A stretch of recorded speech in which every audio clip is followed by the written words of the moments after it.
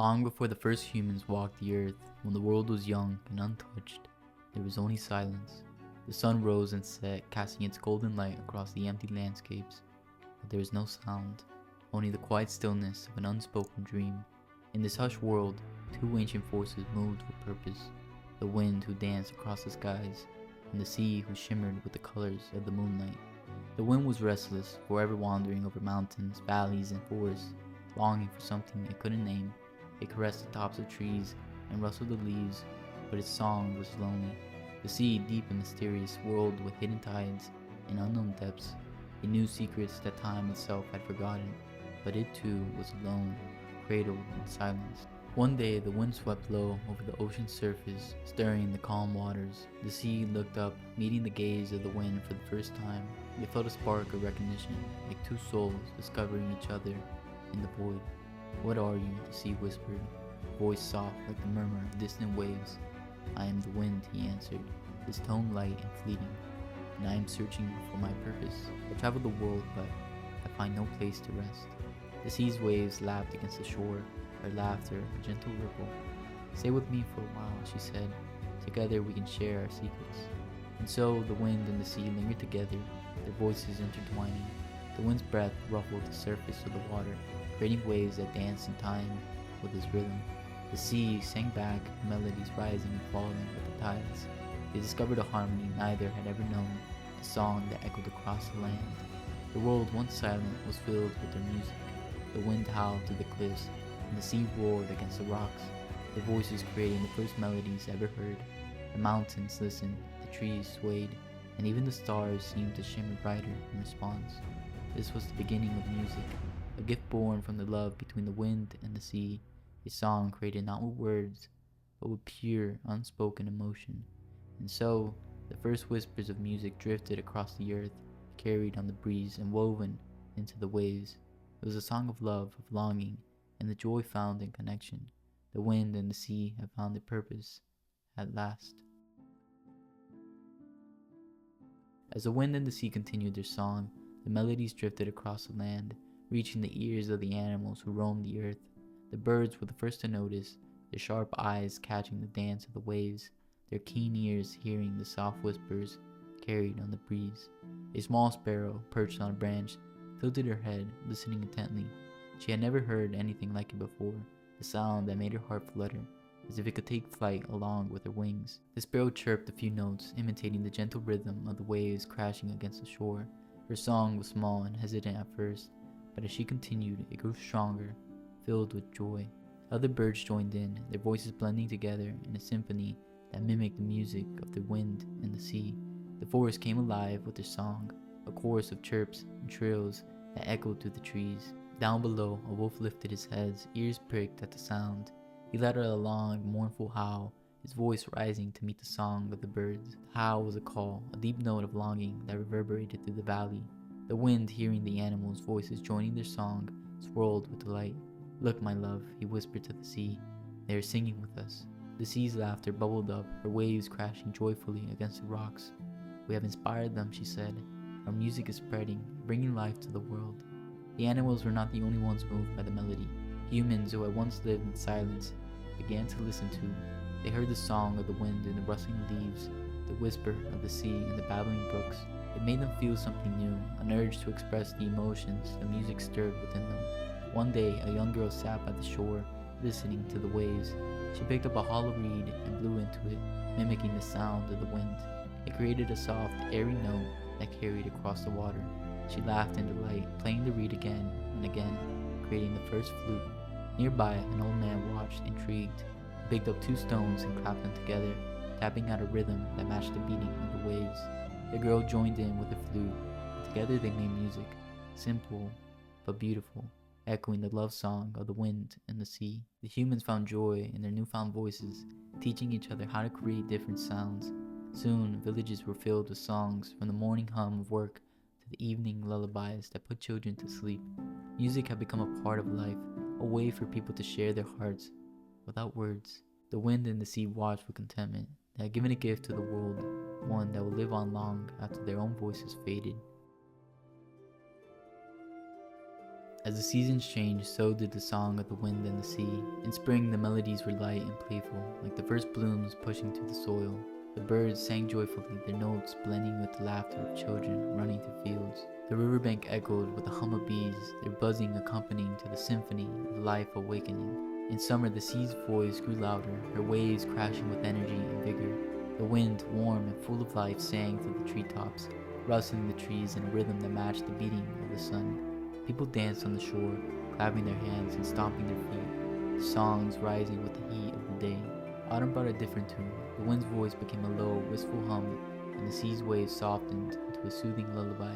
The trees added their own music, the sound of leaves rustling and falling to the ground like 1,000 tiny whispers.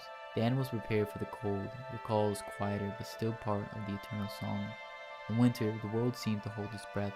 The wind howled fiercely through the barren branches, and the sea roared against the frozen cliffs. Yet in the cold silence, there was music, a quiet, haunting melody that reminded everyone of the warmth and love that would return in the spring. Humans and animals alike had come to cherish this music. They sang together in times of joy and comforted each other with lullabies in times of sorrow. The song of the wind and the sea had become a part of their very souls, a reminder of nature's harmony and the beauty that connected all living things. But the wind and the sea knew something the others didn't. The music wasn't just a gift to the world, it was a reflection of their love, an unending song that will continue for as long as they existed.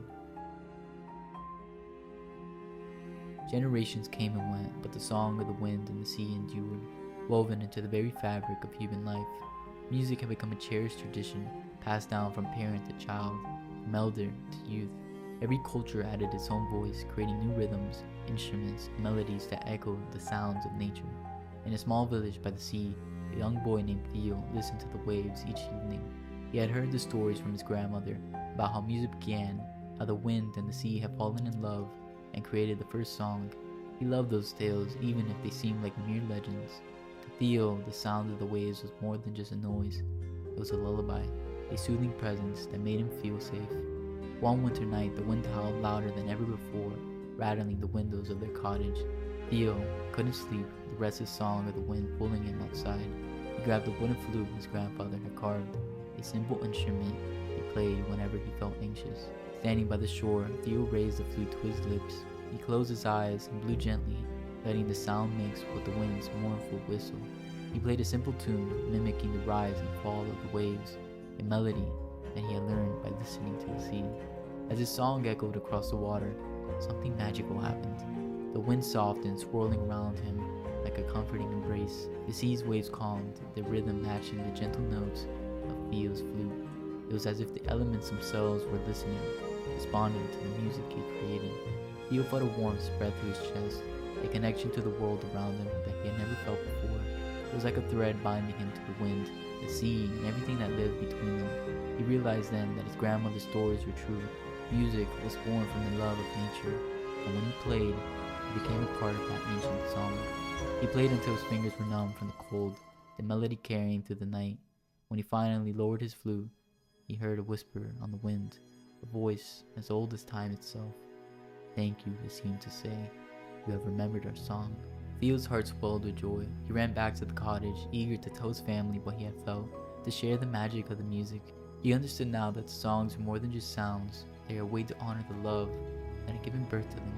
From that night on, Theo played his flute every evening, sharing the song of the wind and the sea with anyone who would listen. And in his music, the ancient melody continued to live, passed on to the next generation as it had always been.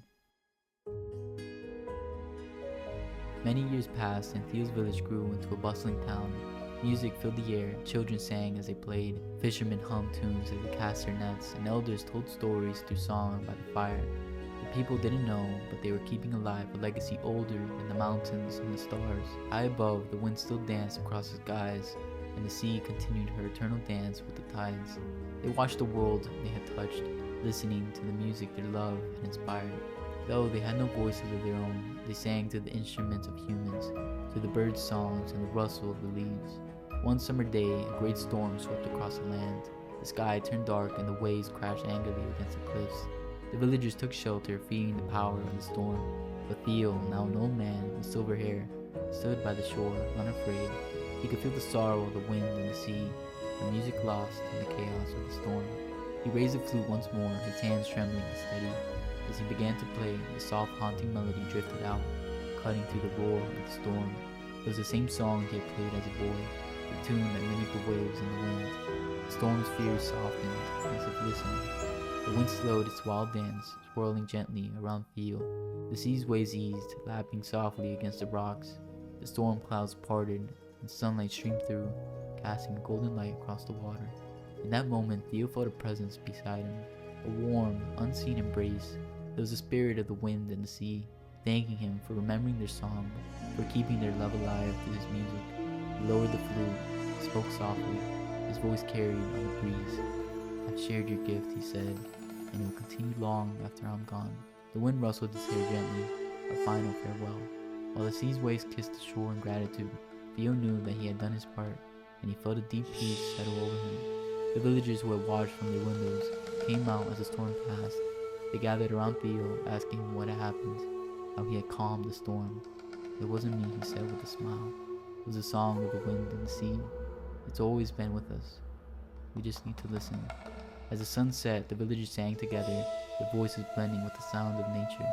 It was a song of unity, a celebration of life's rhythm and harmony. The wind and the sea listened, their hearts full.